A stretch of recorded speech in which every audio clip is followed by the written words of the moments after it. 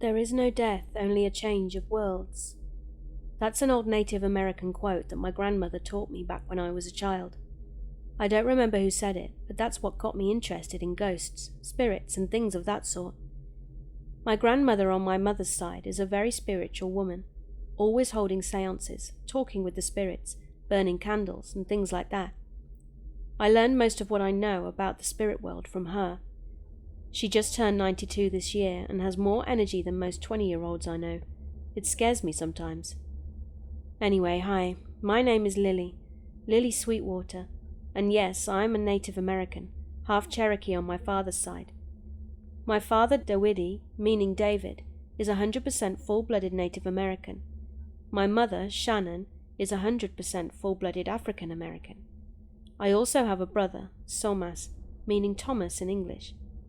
He's a few years older than me, 6 to be exact. And he chose to stay and live on the reservation along with my parents, about an hour away from where I live now. He's a deputy on the reservation's police force, and they have a saying, "What happens on the res stays on the res," and they mean it. The laws are different there. Now, for those of you that don't know what a reservation is a piece of land managed by a federally recognized Native American tribe, such as Cherokee, Cheyenne, Nantichoke, etc., rather than being managed by the state for which it's located in. There are about 326 reservations in the United States, give or take, and they're mostly located in the western part of the country. The reservation I am from is a Cherokee reservation. So back to the story. Where was I? Oh yeah. When I turned 18, I'm 32 now, I decided that I wanted to see what life was like off the reservation. So I went to my parents and asked their permission to leave and live on my own. They agreed under one condition, and that was that I do not leave the state. That seemed kind of odd, but it's a fairly big state, so okay, I agreed. I had been saving my tips and wages working as a waitress at the Red Horse Bar. That's a bar on the reservation. I know many of you were thinking since I was only 18 there was no way I could work a bar, but since it was on a reservation and not governed by the state, the drinking age was 16, which allowed me to work there. Anyway, I had a pretty good amount saved up, so I packed up what little belongings I had and moved out. I had to quit my job since I was moving away, therefore I could not work there anymore. Reservation law says if you don't live there, you can't work there, so my brother gave me a ride. We drove for a while till I saw a sign that said room for rent, so he stopped and I got out to speak to the homeowner. I ended up renting a small basement apartment from a nice lady named Candy, and I've lived there ever since. You remember Candy, right? She has a very friendly and very big dog named Buster, but that's a different story. Candy and I get along great. When I first moved in, she knew I was looking for a job and offered me a cashier position at the grocery store she worked at. Well, once it had opened back up again, that is. Some place called Barnaby's, which is a very old store, as she put it. Apparently they had a sewer pipe break a while ago and the whole place had to be gutted, but that's another different story. I gladly accepted the job. She said that they just about had it finished and that it should be open in about a month or so. She also said that I would have to meet the owner, Pat, as he likes to meet all the new hires personally. She called Pat and set up a meeting for the next day at 1 p.m. That meeting would change my life and Barnaby's forever. The next day came. I got up, showered, and got dressed into a nice pair of jeans and a blouse, ready for my meeting with Pat. Candy was sitting at her computer, wearing a pair of leggings with smiley faces on them and a white t-shirt that said Operation Insomnia on it. I asked her what it meant, and she spent the next 20 minutes explaining to me that Operation Insomnia is a YouTube narration channel where the guy reads all kinds of creepy and crazy stories. What's YouTube? I thought. I gotta give props to Op, she said. I just got it in the mail the other day. Ain't it cool? Yeah, I replied. She let me listen to a couple of stories before we left. They were amazing. I ordered my t-shirt right there on the spot, and I'm wearing it right now. You guys should really go check it out. Anyway, we hopped in her van as I didn't have a car yet, and made our way to the store. I asked Candy if we could stop at the coffee shop across the street from the store for some coffee. Real coffee. Not that mocha choca frappa kappa crap. Actual brewed coffee. I told her that I'd be buying, so she agreed. Candy got an energy drink and I got an extra large black coffee. You see, growing up on the reservation, we really couldn't afford such luxuries like cream and sugar, so I learned to drink it black. Waiting at the counter, the cashier really creeped me out. She had these really weird-looking green eyes, but that's a different story. We got our drinks and got the heck out of there, and we arrived at the store shortly after. Now, Candy was not kidding when she said that Barnaby's is a very odd store. It's a decent size, all brick building. There's no big glass picture window in the front of the store like the big-name stores have, though there are what looks like 2 house windows on either side of a wooden door, painted white with the paint peeling off. There are no other windows in the whole place. However, there is a rather large room off the back of the store with its own entrance door. You can tell that it's an add-on as it has aluminium siding rather than brick. We walked inside. The air was thick and heavy and I could tell something was going on there. An older gentleman walked up to Candy and gave her a hug. They talked for a few minutes about how everything was going with the store. I overheard him talk about one of their regular customers, a man named Donovan Mitchell. But again, that's a different story. Apparently he works for the governor of the state and he had convinced him to declare Barnaby's a historical landmark because of its history and all. Therefore it could never be torn down. Barnaby's will live forever, I heard him say. He also said that the state pitched in the rest of the money that he would need to complete the renovations. A loud bang was then heard throughout the store, and Candy, the man, and everyone else turned to look in the direction of where the sound had come from. Not again, I heard him whisper to himself. Suddenly one of the guys up on a scaffold doing drywalling yelled out, "It's okay, everyone. I just dropped my drill. Nothing to worry about." Everyone sighed in relief. I just stood there confused. Candy then introduced me to the man. "Lily, this is Pat. Pat, Lily." He extended his hand as a greeting. I extended mine to meet his, and as my hand touched his, I suddenly became very lightheaded and dizzy. I started to hear various war cries of Native Americans preparing for battle, all at the same time. It was like they were trying to tell me something. I quickly pulled my hand back and covered my ears to drown out the noise, and dropped my coffee in the process. I began to shake and thrust my head, my long hair hitting Pat and Candy directly in the face. I began screaming like a lunatic as I ran out of the store. Once outside, the voices stopped. I put my hands down to my side, turned and gave a what the freak stare at the building. Both Candy and Pat came running to my side, asking if I was okay. Shaken and a little distraught, I asked Pat if anything weird had ever happened here, and if he knew anything about this land. He laughed a "you're not going to believe this" laugh, then invited Candy and I to have a seat in his bus so we could talk. That was the craziest looking thing I've ever seen in my life, but that's a different story. Candy and I sat on the futon while Pat stood in the doorway.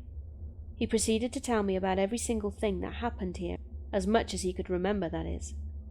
The chicken fryer incident, the body parts in the trash, that freak storm, the black shadows, something to do with the Pepsi truck, and many other things.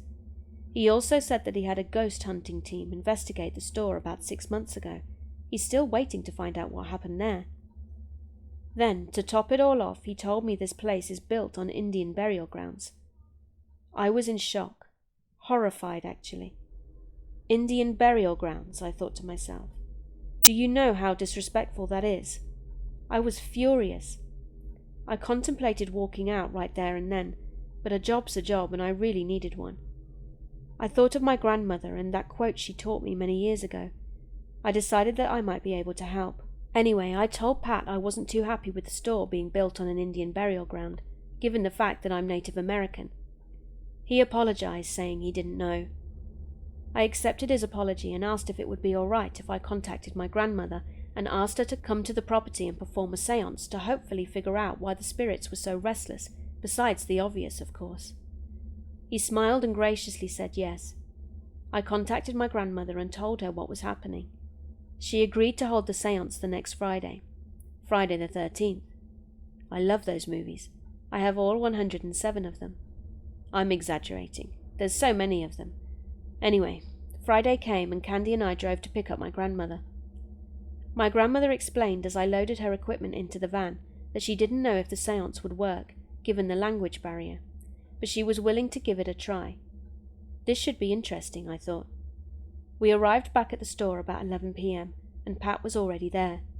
My brother showed up unannounced and offered to join us as a translator, as he is fluent in English and Cherokee. My father taught him when he was younger. Now how he knew about what we were doing, I don't know, but he did. Maybe the spirits told him. So we unloaded the van and set up in the field behind the store. We set up the table first. It was round and had strange writings in it. So did the chairs. It was really creepy. We used the security light on the back of the store so we could see. My grandmother then put a homemade loaf of bread in the center of the table. I'm not sure why. She then surrounded the bread with 3 white candles, forming a perfect triangle, and lit them. She said that the spirit world is cold and the heat from the candles will help draw the spirits closer, as the spirits will seek out warmth from the flames. She also instructed us to turn off our cell phones to avoid distractions. Then she explained our duties for the séance, that she will act as the medium, meaning she will invite the spirits to join us and allow them to communicate through her if they choose to, and she will also be the one to close the session when it's completed. My brother, as I said earlier, will translate the answers if there are any. He will also read a list of questions in Cherokee that we had written down earlier in English. Candy, Pat, and I were there as witnesses. We all joined hands around the table and began the séance.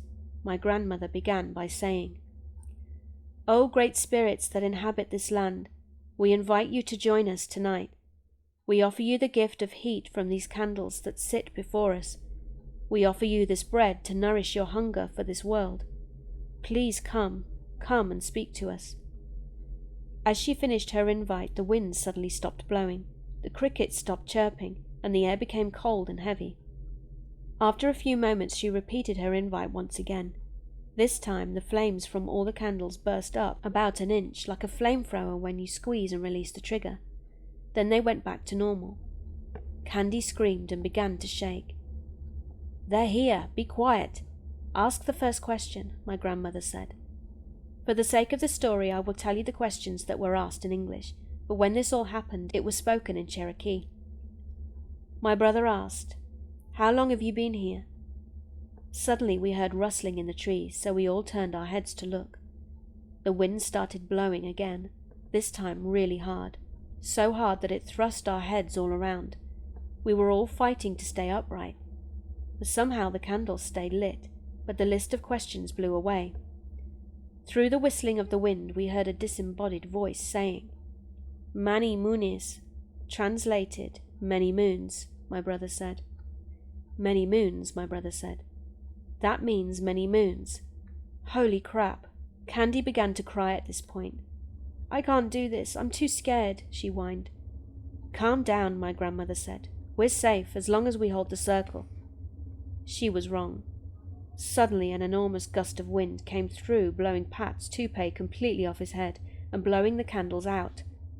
Then it picked up the table and slammed it directly into Pat's and my brother's faces, knocking them backwards out of their chairs and pulling Candy, my grandmother and myself out of our chairs and directly on top of them. Blood was gushing out of Pat's nose like a water faucet as he laid there unconscious. My brother's head was bleeding as well, but he was awake and moaning.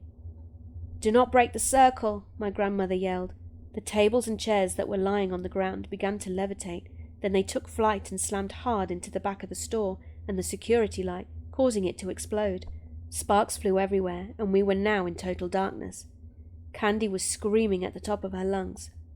"Shut up!" I yelled at her. She finally stopped and began whimpering like a wounded animal.